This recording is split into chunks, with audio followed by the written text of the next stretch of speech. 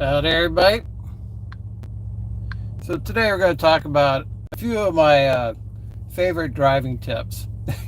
Everyone has their own unique way of driving. I don't think any two drivers drive exactly the same way. Uh, so I've been driving for 10 years, accident free. There have been some close calls, but just speaking, overall pretty safe. I would say a lot of it is related to speed, and typically trucks I drive are governed at 68 or 70 miles an hour, so I'm not going to go too crazy on speed to begin with. But like when I'm driving through the city and I got cars all around me, um, the cars are just dying to get around me. I mean, car cars, they take incredible risks around trucks, and I think sometimes people just stop thinking.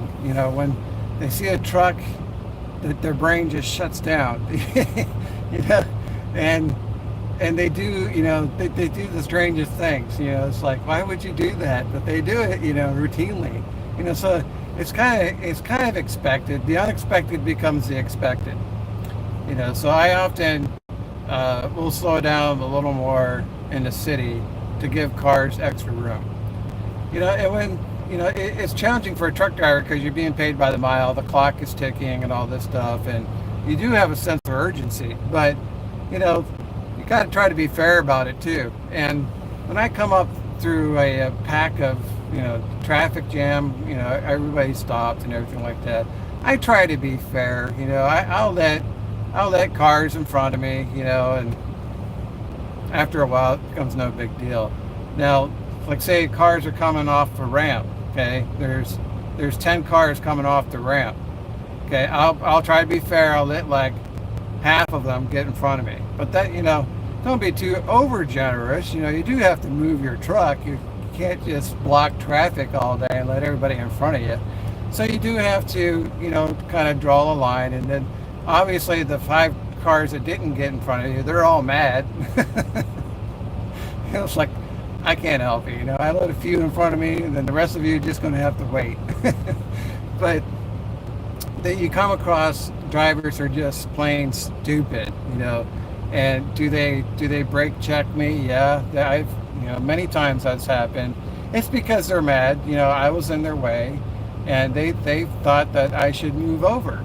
But there's probably a reason why I didn't move over, and because I didn't move over, they're going to have payback, right? They're going to race in front of my truck. They're in such a big hurry to get around me, but now they're going to spend the rest of the day being stupid. So were they in a big hurry to begin with? No.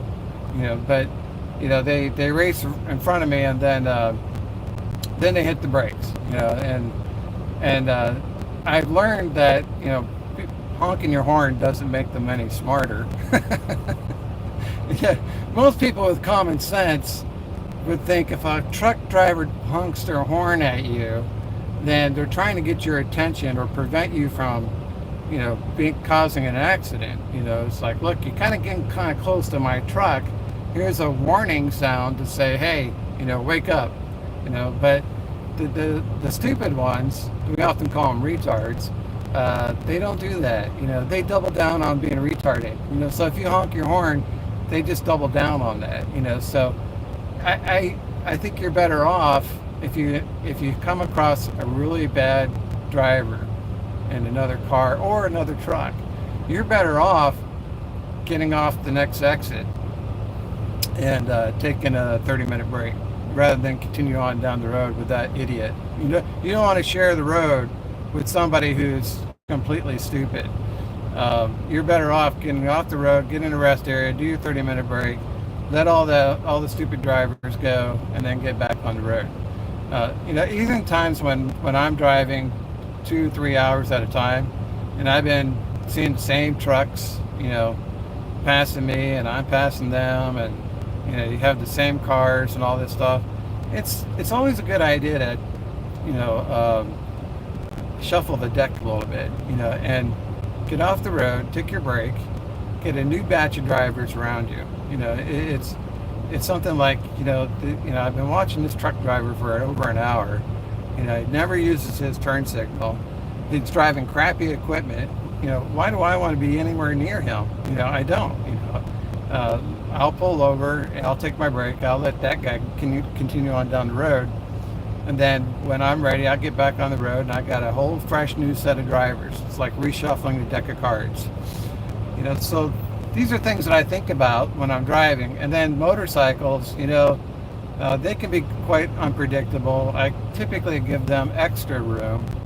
And, the big thing is, for me, would I be able to stop if I had to? So I have to, give extra following distance. And so I create this big space in front of me. And then, of course, everybody fills it in, right? They're like, oh, here's a good place to change lanes right in front of that truck, weighs 80,000 pounds. It comes with the territory. I mean, my goal for the day is have no accidents, have a good meal, go to bed. Can I get 500 miles? That would be nice. But, my primary concern is get through the day without any accidents. Do I care, what the traffic is? Not really. I mean, I really don't care. I mean, it could be good traffic, could be bad traffic. After driving for 10 years, it don't make a difference. All this stuff averages out over time. One day of slow traffic is not going to kill my business. It's just what it is. If I go through Dallas or I go through Atlanta, or I go through Chicago, I know it's going to, be a pain in the ass, and it's going to take longer than I would prefer. But my goal is to just get through it safely. I'm going to encounter bad drivers. I'm going to encounter broke down vehicles. I'm going to encounter traffic jams. May encounter bad weather, bad driving conditions. It's all these things that I have to think about, but my goal remains the same: get through the end of the day without any accidents. So these are things that I think about when I'm driving. Of course, I have my CB on because I appreciate the help that other truck drivers are telling me. Hey, that lane is shut down. You need to get over to the far left lane or the far right lane, or you may want to take this exit and bypass the whole accident scene altogether. Things like this. And then there's always the the situation driving down the highway and going into construction. So the left lane's closed. All right, everybody got to get in the right lane. But so all the trucks are in the right lane. All the cars go past you in the left lane. These trucks are never going to move. Never going to move as long as those cars are passing them. And then what happens is that all the cars will jump in front of the trucks right before it merges into one lane. The zipper theory sounds great, right? Everybody take the turn. This makes perfect sense, right? One truck, one car, one truck, one car. Or you could say, the truck is actually like 4 cars or 5 cars long, so maybe one truck, 5 cars, one truck, 5 cars. It never works that way. It's like 30 cars, one truck, 30 more cars, another truck. So the right lane never moves. So some driver, some truck driver is going to have to get out there in that left lane and hold traffic back so that all these trucks can move. Nobody can move. So it's not uncommon. I come up on a situation where you're going from 2 lanes to 1 line, and I've been, like I said, I've been driving for 10 years. I know how this game works. The lane that's moving the fastest is the lane that's closed, always. And the guys who can't move are in the correct lane, but all the traffic is merging in front of them. So some truck is going to have to get out there and block that lane. Typically, that would be me. I'm out there. I don't pass the other trucks. I kind of stay in the line I was in. But then I'll create this half a mile or a mile gap between me and the merge point. And now all the trucks in the right lane can move. Everybody can move, and then all them 4-wheelers going to have to behave themselves and start merging over into the correct lane. And generally speaking, this works out pretty good. People understand why you're out in that left lane, and they understand, what the purpose is. and then they let you back in when you need to. But every once in a while, you come across another truck driver, the Brotherhood of Trucking, and that a-hole won't let you back over. Even though the only reason his truck is moving is because you took the risk of going out there and holding back the traffic. You'd think logically, I was in front of you, okay, now I'm in the left lane so that the right lane can start moving. Now let me back over the right lane. Nope, this a-hole ain't gonna let you back over. So you run across that from time to time, and that's another good reason to have a CB, so you can get on there and you can tell them what you think of us driving. That's always nice to be able to tell someone to tell them where to go, how to get there, and how you feel about it. But there's all kinds of strategies while you're driving, all kinds of best practices and things like this. And the most challenging part of driving is not driving your own machine. It's avoid getting caught up in these accidents. Four-wheelers, and I think a lot of these drivers are foreigners or illegal immigrants who are on our roads. You let 30 million people in the country unvetted, and give them work permits, and then a lot of these states are giving them driver's license, and you see all this craziness on the road. Well, who do you think these people are? They're probably a large portion of them drivers from other countries. So it's something I look forward to, having safer roads. And that includes truck drivers who can't speak English. So I think the roads can get much safer if we crack down on illegal immigration, for example. It's one of these things where you're like, who drives 100 miles an hour? These guys they're driving like their life depended on it, and it's like, well, that's not your average worker going to and from work. That's not your soccer mom. That's not normal for people to be driving like complete maniacs. Where's that coming from? Like, if I haven't seen what the roads were like before mass immigration and then after, I gotta believe it's from a lot of the illegal immigrants. But you just gotta be really, you gotta be at your best when you're driving. You gotta constantly gotta be checking those mirrors, and you gotta have a dash camera, because if something does happen, you gotta protect yourself. You gotta have that video. There's many times when I wasn't in an accident, but I've seen other accidents. I had the video, and I was able to be a witness to the accident. And I mean, it was so, the dash camera was so sophisticated. I downloaded the video to my phone, and then I used an app to shorten the video to like 15 seconds.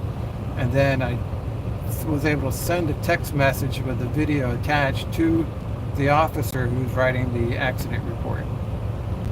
And it's dash cam video, GPS, location, speed, all that stuff. So when you're driving, you got to realize that everything you do with your truck, it's probably being recorded by other drivers. You're recording your own driving, and other drivers are recording your driving. Everybody's recording everybody. So it's something you got to be mindful of. A lot of times when I use my turn signal, I don't change lanes right away, because people need a few seconds to register in their brain that there's a truck with a turn signal on, and then you make your lane change. If you do it too quick, people don't have time. It doesn't register fast enough. You're like, look, you change lanes at the same time you turn your turn signal on. You didn't give people enough time to realize what you were doing. And other times, if you give turn signal, the drivers see that as their last opportunity to pass you. And here you're getting ready to change lanes, and they increase their speed. They blocked you from changing lanes, and or they're racing to get in front of you. That happens a lot. You got to watch out for that. Then you got the guy who comes off the ramp. He's getting on the highway. He's coming off the on-ramp, and he's trying to race in front of you. You're doing 65, and they're coming off that ramp at 75, 85, 90 miles an hour. Just try to get in front of you. There's no one behind you, but they want to get in front of you. And it's not a lot you can do about that. It seems like it's a race. They're racing off the ramp to try to get in front of your truck. And maybe you can move over, maybe you can't. But if you can't, you can't. I don't worry about it. I'm like, look, that four-wheeler is so much more, has more maneuverability than I do. They can decide how fast they're going. They can change lanes more easily than I can. They can accelerate faster than I can. If I move, there could be someone in a blind spot. So I would prefer not to move.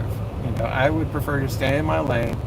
And if that four-wheeler, bad, then too bad. It's like, what do you want me to do? You come off that ramp at 80 miles an hour, you got to be ready for whatever's on the road. So this is typically why they get mad, and then they race in front of you, and then they hit the brakes. So they're in such a big hurry to get around you. Now they're going to spend the rest of the day being an a-hole, and hit their brakes. And it's like, I've seen it so many times it doesn't even bother me. It's like, it's just part of the job. It's like, yeah, okay, I get it. You're mad. They're mad that the truck was on the road, and now they have to deal with it. And I do see some four-wheelers be very, very good. I do see them give extra room. I do see them flashing their lights to say, okay, it's okay if you want to pull in front of me and stuff like that. I do see them giving me room when I'm coming off the ramp, for example. And I see them backing up at interstates when I'm trying to make a wide turn. So there are good drivers out there. But like with anything else, it's the few that are bad that ruin it for everybody else. It takes one bad driver to ruin your day. And you can't allow that. You can't allow other drivers to ruin your day. If that means you got to pull off the road and to let that guy continue on down the road in order to avoid conflict, then that's what you got to do. You just got to be very picky about who you drive with. And I'm not talking about someone inside your truck. I'm talking about the drivers that are around your truck. You're all driving down the road together. You got to be very picky about who you share the road with. If you see some crappy old car or truck, they don't care enough about their own vehicle. They're not going to care about yours either. It's like, I just want to get away from that guy. So I'm going to stop here at this truck stop, and I'm going to take my 30-minute break and let them continue on down the road, and then I'll get back on the road. A lot of times rush hour, anytime like 4:30 to 6:30 in the evening, I'll just find a place to park. It's like, this isn't, I got extra time in my schedule. I'm not gonna fight rush hour traffic if I don't have to. I would prefer to drive after 7 p.m. By then most people are off the road by 7 p.m. and you could drive all the way to midnight, with less traffic. But you try to drive from 4 o'clock to 6:30, if you're near Atlanta or Dallas or Chicago, it's going to take you twice as long, and the likelihood of you having conflict with other drivers is very high. So you might as well just find a place to park and let the rush hour traffic do its thing, and then get back on the road. The earlier you start your day, the better off you're going to be. If you start your day at 5 a.m., then you'll finish, by 7 o'clock at night at the latest. And typically you'll find a good place to park. But if you start your day at noon and you're going to drive for several hours, and you're going to look for a truck parking spot at 9 or 10 o'clock at night, well, the truck stops are already full. So you got to think strategically. You always got to be thinking. It's much more complex than what people think. They're like, oh, you're just a stupid truck driver. Oh, okay, 80,000 pound load. I got to take it 1,200 miles without an accident.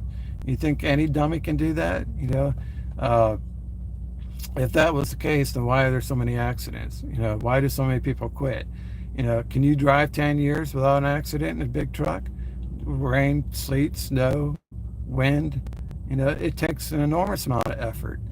And the guys who've been doing it for 20, 30 years without an accident, that's a highly skilled driver. They know all the tips and tricks and ways to stay safe. And, they understand how traffic operates. They recognize the dangers, and they take extra precautions to avoid unnecessary risks. I think the biggest thing for me is I look at the other drivers and I say, okay, do you want to drive near that other truck? What trucking company are they with? Are they known to be bad drivers? If you're running at a pack with FedEx or UPS, I can tell you right now, that guy is going to take enormous risks. Enormous risks. They have a lot of fatalities with those overnight delivery trucks because they're on a tight schedule, Amazon included. They're on a tight schedule. The trucks are not governed. Their drivers take enormous risks. And it's like, I don't want to be nowhere near them. Nowhere near them. Let them go. I'm not going to try to match speeds. I'm not going to try to be in front of a UPS or FedEx or Amazon. I don't want to be nowhere near those trucks. It's just like, I will stop at the rest area just to get away from them because they're known for having wrecks. Some trucking companies, you just know that the type of drivers they have. It's like, if I see some plain wrapper truck, it's probably an owner operator on the spot market, and he's got a crappy old truck that's probably more than 10 years old, and he's running 75 miles per hour. Do you think I want to be anywhere near that truck? Hell no. Put me next to Schneider. Put me next to Prime. That'd be fine. And a little slow, but that's okay. Put me next to some of these other big box carriers. Werner, that's okay. Swift, sometimes you get good drivers from Swift, but other times you don't. Knight, I would be fine driving next to a Knight truck. That would be fine. The Crete driver, that'd be fine. That wouldn't bother me any. Some companies are known for safe drivers. Walmart, I would be perfectly fine driving next to Walmart. Other trucking companies, stay away from them. You see one of those trucks, just give them extra room, just stay away from them. They're reckless drivers. You don't want to share the road with other bad drivers. That goes for trucks, that goes for cars, that goes for motorcycles.